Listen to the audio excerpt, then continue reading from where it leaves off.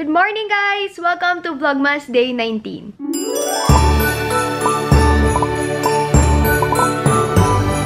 Ngayon pala ako mag-edit ng Vlogmas Day 16 to 18 kasi wala lang. Nagpahinga lang ako, tapos naglinis-linis, tapos ngayon nga, after ko mag-edit, kaya wala akong makeup. Ang meron lang ako is 3CE na lip tint to bago kong try yung tattoo tint nila. Pupunta sana kami ng Luminis ni Jelloy para dami ng bumps talaga ng mukha ko, tapos nagkaka-pimple ako lately. Kaya yun yung agenda for today, but while this is transferring, kakain muna ako. Alam niyo ba na wala naman akong talagang gagawin ngayon, pero kasi ang dami kong bagong mga dress. This is from Style Staple, kaya ayan, sinuot ko na since lalabas din naman ako, but edit lang tapos Luminis. Ingay sila kaya kinuha ko. Narinig kasi nila na kumakain na. Hindi sa inyo to.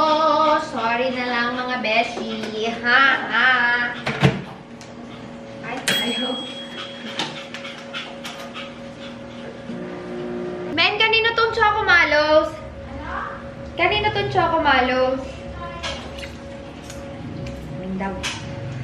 Gusto ko talaga sa chicken, may suka, so nilalagyan ko siya ng suka na may asin. Wala na kami nung may timpla, masarap yun eh. Spicy chicken with suka and asin. And a bit of gravy. Wow. Ay, ano ba? Okay, if you don't want. Eh, si Dixie, mukha siyang basang sisip. Nandun si Patek sa baba. Kasi nilagyan ko to ng coconut oil kagabi dahil nangangati siya. Itong isang to, wala tong problema sa buhay. Problema niya lang saan siya kukuha ng pagkain. Tabatsoy kasi. These are my most used bags. Itong dalawa na to, ayan yung binili ko. Ito yung laman niya. Tapos ito yung sa Taiwan.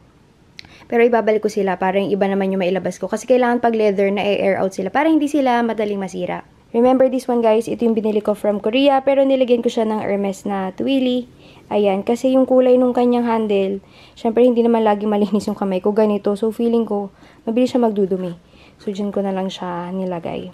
Ito naman guys, my only designer purchase from Taiwan. Hindi ko alam kung na-vlog ba ni Jello yun, kasi hindi ako nag-vlog, pumipili lang talaga ako. I've been meaning to get this, meron ako nito in color, hindi ko alam kung anong tawag din. Basta orange yung style, but brown. Ito naman ngayon, ang ganda niya kasi white. So, kahit saan, pwede ko siyang masuot. Kaya nga lang, syempre, mas mabilis siya magdumi kasi white. So, ito ngayon, size 36.5 yung una ko. 36 na yung kinuha ko ngayon. So, kinuha ko yung mga dust bags nila kasi yung ginagawa ko para hindi sila masira. Nilalabas ko sila isa-isa. Kaya lang nito lately, parang labas lang ako lalabas. Hindi ko sila na ibabalik. So ngayon, ibalik natin sila sa loob ng dust bag. Hindi rin kasi okay na sa loob sila ng cabinet ng matagal. Kasi leather yun, so magbabagbag. Alam niyo yung pag may sapatos ka na leather, tapos hinayaan mo siya sa loob ng cabinet for long. Pag nilabas mo, katulad din mga leather jackets, dapat ini-air out yun. Hindi ako ganun ka-OC sa mga pagtatago sa kanila, pero at least, na ibabalik ko sila sa loob ng dust bag para hindi siya gasgasin ng sobra. Katulad nito, naiwala ko na yung dust bag niya o kung saan man, nandyan lang siya. So, ipapasok ko na siya sa loob ng box. Yung iba rin, tinatago ko yung box, yung iba hindi.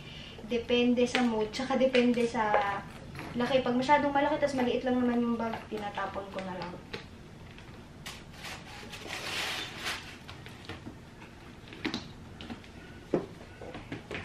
Ito yung huli kong binili.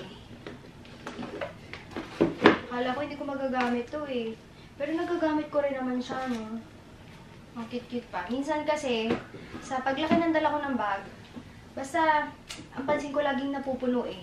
Kahit gaano kaliit o gaano kalaki puno siya, so magbaliit ka na lang na bag. Kasi ganun din naman, diba? Ito, yung laman nito yun. So, dyan mo na siya sa gilid. Ito yung sapatos.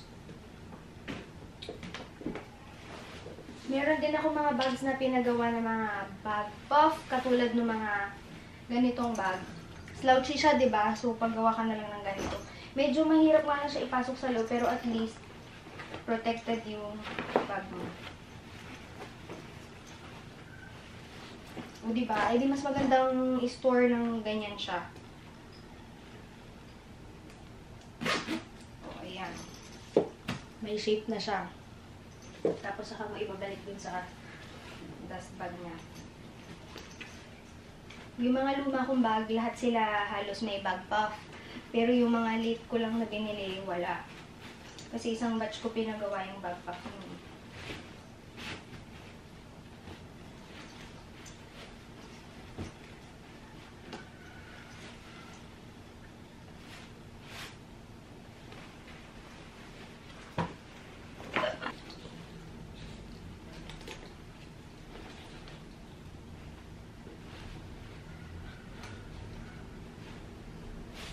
A few of my bags bigay ni inay. Yung iba kay tatay, pero most of them, ako yung bumili. Kaya yung sa mga nagsasabi na hiningi ko yung pambili ko. Excuse me.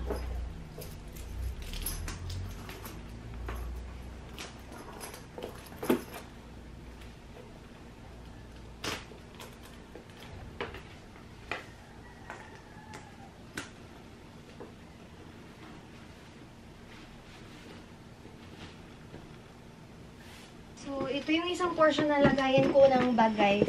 And, yung iba, nandun sa isang cabinet papapunta dun. Ito yung mga mostly na ginagamit ko. Tapos, pag hindi ko sila ganun ginagamit, nandun sa kabilang section.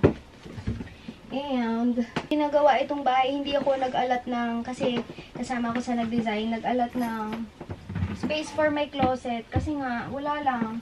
Hindi ko kailangan ng ganun kalaking space for my closet since hindi ako mahilig sa fashion and ang gusto ko lang dito ay yung mga bag ko. Yun lang. Katulad dito mga ganito, wala na siyang dust bag kasi either ginawa kong unan o ano pa ba.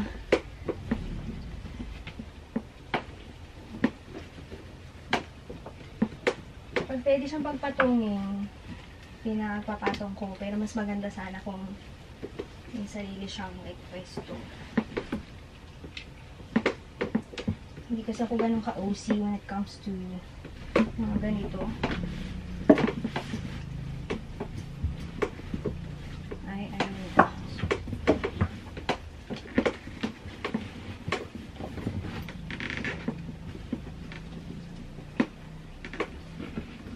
Wait, meron pa sa labas. Ibang section kasi hindi nakasya. Pero katulad nito, yung mga sapatos, hindi ko na sila nilalagay lagi sa box. Kasi nga, syempre pag nagdumi na yan, alam nga na maibalik mo pa sa loob.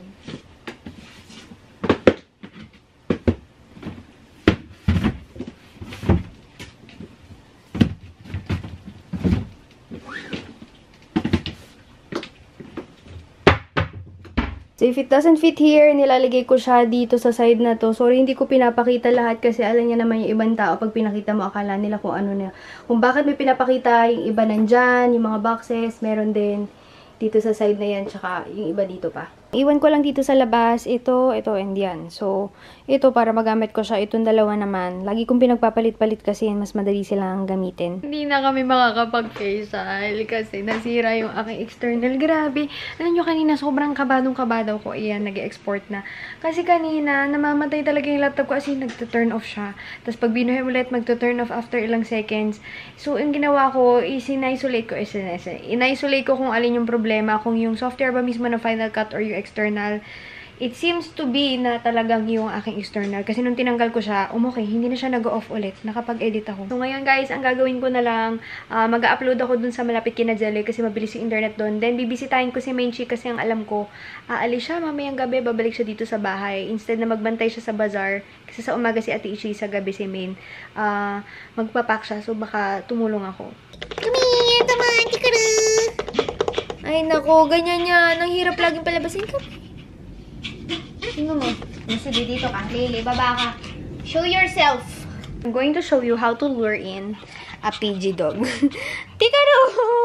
Tikaro! Ooh, yummy! Lip balm! Ooh, I want it. What flavor is it? Ooh! And you want it. You're gonna get it. If you want it. Yung camera ko! Girl! Aso pa lang, hindi ko na lang kung paano i-manage. Oh, yan na. Ganyan siya lumalabas. Crazy dogs! Hey! Ay, aso. Tingnan nyo kung anong gagawin nito, ah. Pakamalditang aso nito, eh. Dixie? Tingnan nyo, nakasilip lang yan. Halika na! Kakain na tayo. Halika na. Kaya dito, dali. Wow. Titigil pa dun, oh. Tinitingnan niya talaga kung uubra talaga yung powers niya sa powers ko. Yung isa, naku, nakasilip na rin. Nakikita niyo yung shadow ng isa nakasilip. Nadala ko na si Leylay. Ngayon naman, ito namang isa, girl. Kailangan kasi sila ikulong pagkakain mo kung hindi magkukulitan lang eh. Bye, Tonyo. Nandiyan si Jeloy. May sundo ako. Okay, upload tayo. Si Jeloy, nag-order siya. 27 minutes pa. Tapos nag-order si Jeloy ng pizza.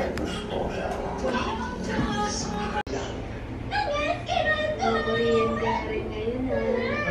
Ganda kaya? Mga medical. Inatawanan ako ni Jeloy. Pero kasi ito yung look ko, as in L-E-W-K, 7 years ago. Nag-makeup na ako niya, di ba? Meron akong blue eyeliner sa baba. Pero cute naman, di ba? Grabe! Survive na naman tayo mga beshi. Ayan, nilagay ni Jeloy yung bag ko dun. Tapos ngayon naman, bisitahin natin si Menchi dun sa bazaar niya. Tapos kakain din kami. Dun na lang para isang parking lang. Magbabayad pa ulit na ibang parking. Tara. Dito na kami na Eastwood. Bisitahin namin si Menchi sa bazaar niya. Saan kaya si na Menchi? Hindi pa namin alam kung saan. Gitna daw sila. Ay, parang kita ko na. Ang patay na oras ngayon. Si Utoy nandyan. Nasaan si Men? Hi! Ito yung mga tinda ni Menchi. Lip tint, lipstick, mask, mga lip liners, eyeliners, blush. Yung kanyang most saleable item. Peri-peri lip tint. Tapos mga more blush. Highlighters, foundations. Meron din noodle si Menchi. Actually, hindi kayo mento sa tita namin nagpapabenta. So, kung dadaan kayo dito, bili kayo. Ito yung 2 times. Tas ito yung regular. Pwedeng isa-isa. Maawa na kayo kay Menchi. Tingnan nyo naman nagtitipid. Ang mahal na upad niya siya nagkakape. Meron pa siyang personal electric fan. May mga buyer si Menchi. Balik kami, Menchi. Kain lang kami. Ang barwalte ni Jeloy. Tapaking. Tanggit yung akin. Miss ko to. Kay Jeloy ay forever sinigang.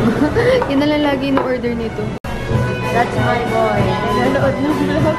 Ayaw magpastor. Huwag ka rin tumutugtog. Ayun. Lip tint tayo. Ito yung lip tint na binili ko sa Korea. Pero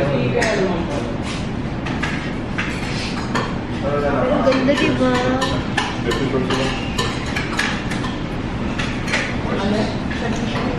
3CE. Tattoo lip tint. Ang lakas ng ulan, tatawid kami, so dito na lang kami sa may footbridge. O ayan, ngayon pupunta naman kami kina-header dun sa Coffee Bean, 2nd floor.